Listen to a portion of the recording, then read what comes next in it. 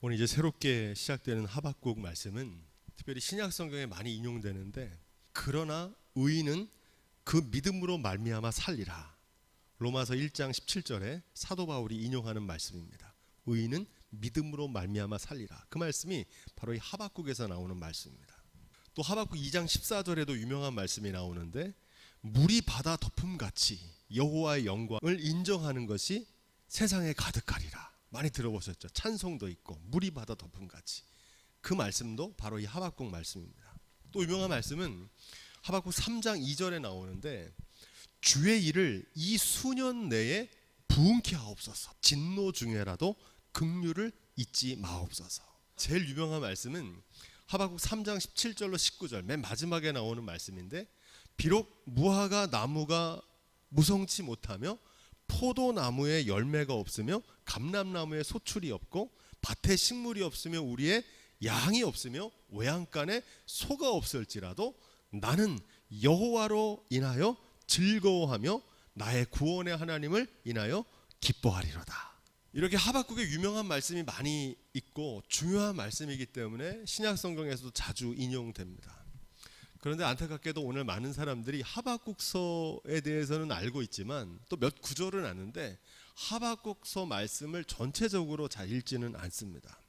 그래서 하박국이 전하는 본래적인 메시지를 정확하게 알지 못할 때가 있습니다. 그래서 오늘은 이 하박국이 예언했던 시대적인 상황, 역사적인 배경을 함께 묵상해 보려고 합니다. 이 하박국이라는 이름의 뜻은 껴안는 자란 뜻입니다. 메어 달리는 자, 하나님께 메어 달리는 자란 뜻입니다. 자신의 삶의 문제 또 신앙의 문제를 하나님께 메어 달렸던 사람입니다. 하박국이 하나님께 자꾸 질문을 던집니다. 왜? 현실이 너무 답답하고 하나님이 살아계시는데 왜 이 땅에서는 이렇게 이해할 수 없는 불의가 판을 치고 도대체 하나님의 언약과 구원은 언제 이루어지는 겁니까? 그러면서 하박국이 유명한 말을 합니다. 어찌하여 침묵하고 계시는 겁니까? 신약성경의 도마가 부활하신 주님을 의심하잖아요. 그것처럼 이 하박국도 하나님의 살아계심에 대해서 그 믿음이 막 흔들리면서 신앙적인 회의가 찾아왔을 때 그 삶의 문제를 하나님께 물음을 던지고 하나님께 그 응답을 받게 됩니다. 이게 하박국서의 주제입니다. 그래서 이 하박국서의 본래적인 메시지를 정확하게 이해하려면 하박국이 살았던 시대적인 상황, 또 역사적인 배경을 좀 살펴봐야 됩니다. 왜냐하면 모든 구약 성경의 예언은 어느 날 하늘에서 뚝 떨어진 게 아니고 역사 속에서 쓰여졌고 역사 속에서 성취됐기 때문에 그 역사적인 배경을 알아야 됩니다. 하박국이 예언했던 시대가 언제냐? 한마디로 내우외환, 밖으로는 열강들이 침탈하고 안으로는 타락하고 부패한 왕들, 또 탐관오리들이 백성들을 수탈하고 괴롭히는 극심한 혼란의 시기였습니다. 이 남유다는 바벨론과 애굽 그 사이에 있었기 때문에 바벨론과 애굽의 틈바구니에서 고통받고 있었습니다. 이 중동의 신흥 강자로 떠오른 바벨론이 전통적인 강대국 남쪽에 있는 애굽 왕과 자웅을 겨루게 됩니다. 역사 속에서는 갈그미스라고 하는 전투가 벌어지는데 바벨론이 승리를 합니다. 이 과정에서 중요한 사건이 벌어지는데 이 요시야 왕이 이 무깃도 전투에서 죽음을 당합니다. 근데 왜 이 사건이 역사적으로 중요하냐면은 실질적인 나라의 주권을 상실합니다. 결국 남유다는 언제 망하냐면 BC 587년에 망하게 됩니다. 남유다가 멸망하기 20-30년 전에 이 하박국이 예언하고 있는 겁니다. 이 외적인 강대국들의 침략보다 더 심각한 문제는 내부에 있었습니다. 4명의 왕은 좀 기억하시면 좋습니다. 요시야 왕이 죽고 나서 애굽이 허수아비로 세운 왕이 있어요. 여호 아하스라고 하는 왕을 세웁니다. 요시야의 아들이에요. 그러다가 바벨론이 통치를 시작하면서 여호야김이라고 하는 왕을 세우게 됩니다. 바벨론이 세운 허수아비 왕인데 그의 아들 여호야긴을 세웁니다. 그리고 바벨론이 마지막으로 세운 왕이 누구냐면 이 여호야긴의 삼촌이고 이 여호야스와 여호야김의 이복 형제인 시드기야를 세웁니다. 마지막 왕입니다. 요시야 왕이 죽은 후에 그의 아들들 그리고 손자까지 왕위가 이어졌지만 결국 1차 침공, 2차 침공, 3차 침공에 의해서 바벨론에 완전히 멸망하게 됩니다. 지금 선지자 하박국은 요시야가 죽은 이 사건이 있을 무렵 이 남유다의 멸망을 예언하고 있는 겁니다. 이 왕들은 좀 기억하시면 좋습니다. 요시야, 여호아스, 여호야김, 여호야긴, 시드기야. 마지막 왕이에요. 16대, 17대, 18대, 19대, 20대까지 있어요. 왕이. 참고적으로 이따도 나오겠지만 몇 사람만 좀 더 기억하시면 좋은데 요시야 위에 있는 왕이 누구냐면 므낫세고 이스라엘 역사 속에서 제일 우상 숭배 많이 하고 백성들을 괴롭힌 왕이 있고 그 아버지가 누구냐면 그 아버지가 유명해요.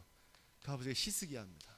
그래서 이 정도는 좀 알고 있으면은 이 성경을 이해하는 데 도움이 됩니다. 이 요시야는 성군이었는데 이 나머지 왕들은 다 하나같이 폭군이었습니다. 조공을 바쳐야 되니까 백성들을 수탈해 가지고 온갖 나쁜 짓을 다 저질렀습니다. 성경은 이들의 공통점을 뭐라고 그러냐면 므낫세의 모든 행위를 본받아 여호와 보시기에 악을 행하였더라 이렇게 말합니다.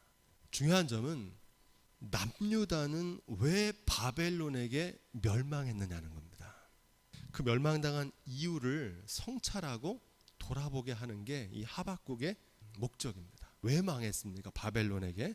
열왕기하 23장 25절 한번 찾아보겠습니다. 요시야와 같이 마음을 다하며 성품을 다하며 힘을 다하여 여호와를 향하여 모세 모든 율법을 온전히 준행한 임금은 요시야 전에도 없었고 후에도 그와 같은 자가 없었더라. 26절.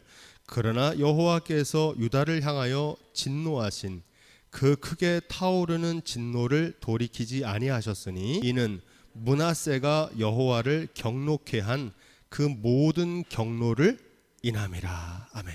요시야는 마음을 다하고 성품을 다하여 힘을 다하여 여호와를 섬겼던 왕이었는데 그의 아들 므낫세는 하나님 보시기에 악을 행했다. 어떤 악을 행했느냐 찾아보겠습니다. 열왕기하 24장. 여호야김 시대에 바벨론 왕 느부갓네살이 올라오매 여호야김이 3년을 섬기다가 돌이켜 저를 배반하였더니 여호와께서 그종 선지자들로 하신 말씀과 같이 갈대아의 부대와 아람의 부대와 모압의 부대와 암몬 자손의 부대를 여호야김에게로 보내어 유다를 쳐 멸하려 하시니 이 일이 유다에 임함은 곧 여호와의 명하신 바로 저희를 자기 앞에 물리치고자 하심이니 이는 므낫세의 모든 죄로 인함이며 또 저가 무죄한 자의 피를 흘려 그 피로 예루살렘에게 가득하게 하였음이라. 여호와께서 사하시기를 즐겨하지 아니하시니라. 아멘. 여호야김 시대에 느부갓네살 바벨론의 왕이 쳐들어와 가지고 그들을 멸망시킵니다. 그 이유가 누구 때문에 그렇다는 겁니까? 므낫세가 행한 죄악 때문이고 요시야와 달리 그의 아들들도 므낫세처럼 여호와 보시기에 악을 행해서 그 악을 누구에게 행했느냐? 예루살렘의 무죄한 자의 피를 흘리게 하는 폭정을 행했기 때문에 하나님께서 그들을 용서하지 않으셨다는 겁니다. 남유다가 왜 멸망했느냐는 겁니다. 이게 왜 중요하냐면 우리도 하나님의 선택받은 백성으로 믿음의 길에 살다가 남유다와 같은 일을 겪을 때가 있습니다. 믿음의 길에서 넘어지고 믿음의 길에 실패하는 겁니다. 왜 넘어지고 왜 실패하느냐? 그 이유가 뭔지를 하박국서를 통해서 깨달아야 됩니다. 왜? 역사는 반복되거든요. 나라가 망할지도 모른다는 말씀을 처음 한 게 아니고 건국 초기에 우리가 새벽에 묵상하는 사무엘상에 보면 사무엘이 이미 멸망할 것을 경고했습니다. 뭐라고 경고했느냐? 한번 찾아보죠. 사무엘상 12장 14절 15절.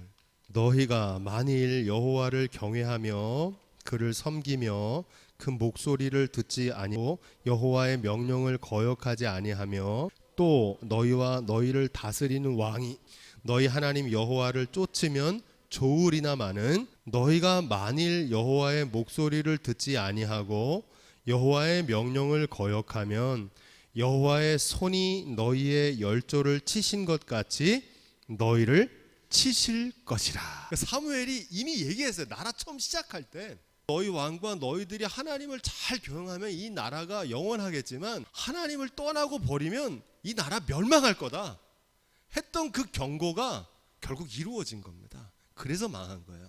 그뿐 아니고 다윗에게도 하나님께서 이 말씀을 하셨어요. 내가 하나님을 경외하는 믿음을 잘 지키면 너희 후손들 그 왕의 가문이 영원할 거지만 그렇지 않으면 내가 사람 막대기와 인생 채찍으로 그들을 징계하겠다. 솔로몬에게도 말씀하셨어요. 예루살렘 성전을 봉헌할 때 너희가 나를 잘 섬기고 다윗의 길을 쫓아가면 너희 나라가 무궁하겠지만 너희 후손들이 나를 버리고 나를 쫓지 않고 우상 숭배하면 이 성전이라도 내가 무너뜨리고 사람들의 조롱거리가 되게 하겠다. 누누이 거듭해서 말씀하셨어요. 그런데 이스라엘 백성들이 고집이 정말 소심줄을 능가해요. 끊임없이 하나님께서 말씀하시고 경고하셨는데 결국은 그 길로 가서 멸망하게 됐다는 겁니다. 남유다 왜 망했느냐? 겉으로 볼 때는 바벨론이 힘이 세가지고 자기들이 힘이 약해서 망했다고 생각하는데 아니라는 겁니다. 바벨론에게 멸망당한 게 아니고 하나님을 경외하는 믿음에서 떠났기 때문에 자멸했다는 겁니다. 그게 모든 성경의 결론입니다. 코로나 때문에 어려워진 게 아니라는 겁니다. 우리가 하나님과의 온전한 관계를 잃어버렸기 때문에 자멸하고 무너질 수밖에 없다는 사실입니다. 이스라엘 역사를 통해서 다시 한번 우리의 삶을 점검하고 돌아볼 수 있는 지혜가 있기를 주님의 부탁을 드립니다. 하박국서는 그렇게 읽어야 되는 겁니다. 1절에 선지자 하박국의 묵시로 받은 경고다. 이 묵시라고 하는 단어는 계시라고도 하는데 같은 뜻입니다. 히브리 원어로 본다는 뜻입니다. 환상 중에 하나님이 하실 일을 보는 겁니다. 헬라어로 아포칼립스라고 합니다. 이게 무슨 뜻이냐면 덮개를 벗겨낸다는 겁니다. 감추인 것을 드러내 보이다는 뜻입니다. 봉인을 풀다는 겁니다. 비밀을 폭로하다는 뜻입니다. 그러니까 하나님의 감추어진 역사를 지금 하박국이 그 봉인을 푸는 거예요. 이 묵시는 다른 말로 요즘 우리가 쓰는 말로 하면 비전이다 이렇게 말할 수 있습니다. 믿음의 눈으로 보는 거예요. 하나님이 하시는 일을, 하나님께서 하실 일을 보여주는 겁니다. 왜 선지자들은 이 묵시로 예언을 했냐면은 지금은 희미해서 하나님이 하시는 일이 안 보입니다. 당시에는 남유다가 망할 줄을 몰랐어요. 현실에서는 이루어지지 않을 것 같은데 그럼에도 불구하고 하나님께서 하실 일들을 보고 말하는 게 그게 묵시입니다. 현재가 아니라 더 멀리 바라보는 망원경입니다. 바로 눈앞에만 보는 근시안이 아니라 선견지명이 있는 겁니다. 앞으로 어떤 일이 벌어질지를 미리 보는 거예요. 단편적인 거 단적인 면만 보는 게 아니라 종합적으로 보는 겁니다. 그 이면까지 꿰뚫어 보는 거예요. 눈앞의 현실적인 상황이나 사건만 보는 게 아니라 눈을 들어서 그 사건 위에서 역사하시는 하나님이 하시는 일을 바라보는 눈이 바로 묵시입니다. 요한계시록에 보면 눈앞에는 로마 제국에 의해서 극심한 박해를 받고 성도들이 죽어가는데 세상은 로마 제국 황제가 다스리고 있지만 눈을 들어서 하늘을 보니까 그 위에서는 보좌가 있고 그 옆에 어린 양이 계신 거예요. 그러니까 하나님이 통치하고 계시는 것을 믿음의 눈으로 보는 겁니다. 그게 묵시입니다. 묵시는 사람의 생각과 계산과 판단을 뛰어넘는 하나님의 생각, 하나님의 약속, 하나님의 말씀을 바라보는 겁니다. 그게 묵시예요. 선지자들이 예언하는 이유는 아까도 말했던 것처럼 하나님이 하시는 일이 잘 안 보입니다. 지금은 사람 잘 몰라봐요. 눈이 어둡거든요. 근데 선지자들은 보는 겁니다. 이 묵시를 말하고 있는 이 선지자라고 하는 단어도 중요한데 이 선지자는 히브리 원어로 나비라고 하는 단어인데 거품을 물다는 뜻입니다. 나긋나긋하게 얘기하는 법이 없죠. 선지자는 직언을 합니다. 요즘으로 말하면 돌직구를 던져요. 이렇게 삥 돌려가지고 부드럽게 얘기하는 법이 없어요. 선지자는 하나님 말씀을 그대로 전달합니다. 이 선지자는 다른 말로 하면 예언자라고 합니다. 예언자. 맡기신 말씀을 그대로 전달하는 메신저입니다. 그래서 이걸 다른 말로 대언자라고도 해요. 선지자는 자기 얘기하면 됩니까? 안 됩니까? 안 돼요. 하나님의 말씀을 그대로 1.1획을 더하거나 뺏어도 안 돼요. 듣는 사람이 그 말을 듣고 화가 나든 듣는 사람이 그 말을 듣고 깨닫든 반응에 상관없이 그 말을 그대로 전달할 때 이 예언자의 권위가 있는 겁니다.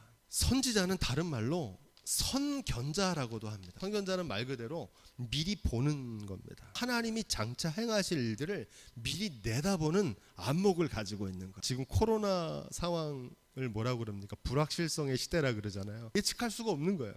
근데 선견자는 그 의미를 바라봅니다. 해석하고. 그래서 선견자는 하나님께서 보여주신 것만 전해야지 보여주지도 않았는데 본 것처럼 말하는 선지자들도 있어요. 우리가 에스겔에서 배웠죠. 그런 선지자를 뭐라고 그럽니까? 거짓 선지자. 진짜 선지자는 희귀해요. 적고. 근데 거짓 선지자는 많습니다. 너나 나나 선지자라 그래요. 그래서 예수님께서도 거짓 선지자를 조심해야 된다 말씀하십니다. 그런데 이 거짓 선지자는 구별이 어렵습니다. 미혹하는 말을 하기 때문에 말이 그럴듯하고 양의 탈을 쓴 일이라고 예수님 말씀하셨거든요. 그래서 겉으로 봐서는 몰라요. 때로는 광명한 천사로 자신을 위장하기 때문에 깜짝같이 속습니다. 사람들이. 예수님께서는 이 거짓 선지자 어떻게 구별하라고 그러셨냐면 마태복음 7장에 보면 그 열매로 그 나무를 알리라. 뭘로 안다 그래요? 열매. 이 열매는 두 가지인데 첫 번째는 참된 예언자의 예언은 그대로 이루어집니다. 왜? 하나님께서 보여주신 거고 하나님께서 말씀하신 거니까 이루어질 수밖에 없잖아요. 그래서 나중에 알게 되는 거야. 그 대표적인 사람이 예레미야입니다. 같은 시대의 사람인데 이 예레미야도 이스라엘 남유다가 회개하지 않으면 바벨론에게 멸망할 거다고 끊임없이 외치면서 다녔어요. 듣기 싫어하는 소리 한다고 옥에다 가뒀어요. 핍박하고. 근데 반면에 하나냐라고 하는 예언자는 우리 절대 안 망한다. 하나님이 우리를 보호하시고 가마솥 속에 안에 있는 고기처럼 우리를 지키시기 때문에 우린 절대 망하지 않는다. 인기가 많았어요. 누구의 말이 맞았습니까? 예레미야의 말이 이루어졌잖아요. 그래서 예레미야가 참된 예언자예요. 근데 당시의 사람들은 하나냐가 참된 예언자인 줄 알았어요. 누구의 말이 맞는지는 나중에 그 말이 성취되는 여부를 보면 알게 됩니다. 참된 예언자의 언약은요 성취됩니다. 또 하나는 뭘로 알 수 있느냐? 첫 번째는 성취 여부고 두 번째는 삶입니다. 이 열매는 삶을 보면 알아요. 선한 목자인지 사꾼 목자인지는요 양을 돌볼 때는 다 목자 같아요. 또 언제 알게 됩니까? 늑대가 나타나면 알아요. 늑대가 나타나면 선한 목자는 어떻게 합니까? 양을 지키려고 목숨을 걸고 싸우는데 사꾼 목자는 어떻게 합니까? 도망쳐요. 교회가 어려워질 때 누가 참된 성도인지 누가 쭉정이 성도인지가 드러납니다. 그게 삶으로 드러난다는 거예요. 솔로몬의 재판을 보시면 됩니다. 한쪽 어머니가 내가 진짜 엄마라고 그러고 한쪽도 진짜라 그래요. 솔로몬이 어떻게 합니까? 아이를 반 갈라서 나눠줘라. 가짜 엄마는 어때요? 아이를 죽여서라도 자기가 옳다는 걸 드러내는 거예요. 아이에 대한 관심이 없어요. 근데 진짜 엄마는 어떻습니까? 차라리 내가 아이를 못 얻더라도 그 아이의 생명을 살리는 게 더 소중하다고 여기는 게 진짜 엄마입니다. 어렵죠. 어렵지만 분별할 수 있어야 돼요. 그래서 오늘날의 이 시대는 신앙생활만 잘하면 되는 게 아니라 분별력이 있어야 돼요. 이걸 분별할 수 있는 지혜가 있기를 주님으로 부탁을 드립니다. 끝으로 오늘 말씀해 보니까 선지자 하박국의 묵시로 받은 경고. 이 경고는 원어로 무거운 짐인데 하나님의 준엄하신 심판을 뜻합니다. 죄에 싹슨 사망이기 때문에 반드시 죽습니다. 이 죽음은 개인의 삶에선 죽음이지만 영적으로 사망이고 나라는 멸망입니다. 다 같은 말입니다. 이스라엘이 멸망한 거는 죄 때문에 망한 거지 힘이 없어서 망한 게 아니라는 겁니다. 죽을 수밖에 없지만 사는 길은 회개하고 돌이키면 삽니다. 이 예언자들이 끊임없이 하는 얘기입니다. 미리 경고하시는 이유가 있는데 역사는 참 불행하게도 계속 반복돼요. 선조들의 실패를 보고서 앞서간 사람들의 전철을 밟으면 안 되는데 똑같이 따라가요. 또 넘어지는 거예요. 예언자들을 하나님 보내시는 이유는 하나님을 경외하는 삶으로 돌이키는 회개를 촉구하고 계시는 겁니다. 왜냐하면 하나님의 심판의 목적은 멸망시키는 게 아니에요. 하나님이 세상을 이처럼 사랑하사 독생자를 주셨으니 이는 저를 믿는 자마다 멸망치 않고 영생을 얻게 하려 하시는 거잖아요. 그러니까 하나님의 목적은 이 심판과 징계를 통해서 이스라엘 백성들을 새롭게 하시고 구원하기를 원하시는 것이지 죽이려고 하시는 게 아니라는 사실입니다. 이렇게 하나님이 징계를 하시면 빨리 깨닫고 돌아오면 되는데 그렇게 고집스럽게 가요. 그래서 망하는 겁니다. 남유다는 왜 망했느냐? 회개하지 않아서 망한 겁니다. 죄 때문에 망한 게 아니에요. 그 죄악을 회개하지 않아서 망한 겁니다. 하나님께서 회개하는 모든 죄악을 용서하시는 줄로 믿습니다. 베드로후서 3장 9절 말씀해 보니까 이런 말씀이 있어요. 주의 약속은 어떤 이에 더디다고 생각하는 것 같이 더딘 것이 아니라 오직 너희를 대하여 오래 참으사 아무도 멸망치 않고 다 회개하기에 이르기를 원하시느니라. 아멘. 하나님의 뜻을 아시겠어요? 왜 더디게 오랫동안 이스라엘 역사를 내버려 두시냐면 회개할 기회를 주시는 거예요. 그래서 하나님의 심판이 더디다고 방심하면 안 되고 아직 기회가 있을 때 그 사랑에 부끄럽지 않은 삶으로 빨리 회개하고 돌아올 수 있는 삶이 지혜입니다. 왜 속히 심판하지 않는가? 지금 하박국은 그 얘기를 하고 있는 거거든요. 하나님 살아계시는데 왜 속히 오지 않으시는 겁니까? 왜 더디 오시는 겁니까? 침묵하고 계시는 이유가 뭡니까? 라고 답답해하는 이들에게 더디다고 낙심하지 말라는 겁니다. 반드시 하나님께서 심판하시니까 그때까지 인내하며 흔들림 없이 믿음 위에 굳게 서서 기다릴 것을 말씀하십니다. 그 믿음이 저와 여러분 가운데 있기를 주님으로 부탁을 드립니다. 반드시 심판하세요. 하박국이 전하는 이 경고의 메시지는 두 가지입니다. 첫 번째는 남유다의 멸망을 경고하고 있습니다. 하나님을 거역하고 불의를 행했던 왕과 그 왕을 쫓았던 패역한 백성들은 심판을 면하지 못할 거라는 겁니다. 하지만 신실하게 믿음을 지켰던 사람들, 그들을 뭐라고 그러냐면 남은 자라고 그러거든요. 그루터기처럼 남은 자. 남은 자들은 하나님께서 반드시 구원하신다는 겁니다. 이것을 심판과 구원의 양면성이라고 우리가 배웠는데 심판의 날은 동시에 구원의 날입니다. 타락한 예루살렘 성전이 무너져야 새 예루살렘 성이 세워집니다. 사울 왕의 통치가 끝나야 다윗 왕의 통치가 시작됩니다. 이스라엘 나라가 망하고 무너지는 게 속상한데 이 나라가 무너져야 그리스도의 나라가 임하게 됩니다. 옛 자아가 죽어야 그리스도 안에서 새로운 자아로 거듭나게 되는 줄로 믿습니다. 옛 생활을 버려야 새로운 삶의 생활이 열려지는 겁니다. 그렇게 보면 망하는 것 너무 속상해할 일이 아닙니다. 망할 건 망해야 돼요. 무너지는 거 그거 안타깝고 할 게 아니라 그 사건을 통해서 성찰하고 반성할 수 있는 기회로 새롭게 하기 위해 힘쓰는 지혜가 저와 여러분 가운데 있기를 주님으로 부탁을 드립니다. 하박국이 전하는 두 번째 경고는 바벨론 제국의 멸망에 대한 경고입니다. 이 바벨론은 심판의 주관자가 아닙니다. 사무엘하 17장 14절로 16절에 하나님께서 사람 막대기와 인생 채찍으로 너를 징계하시겠다 그럽니다. 지금 코로나가 다스리고 있지만 코로나는 우리의 삶의 주관자도 생명의 주관자도 아닙니다.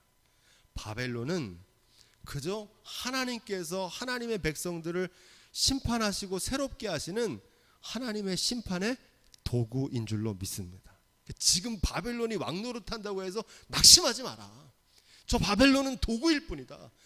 코로나를 두려워하면 안 되고 코로나를 주관하시는 삶의 주관자 되신 하나님을 두려워할 수 있는 믿음이 있기를 주님으로 부탁을 드립니다.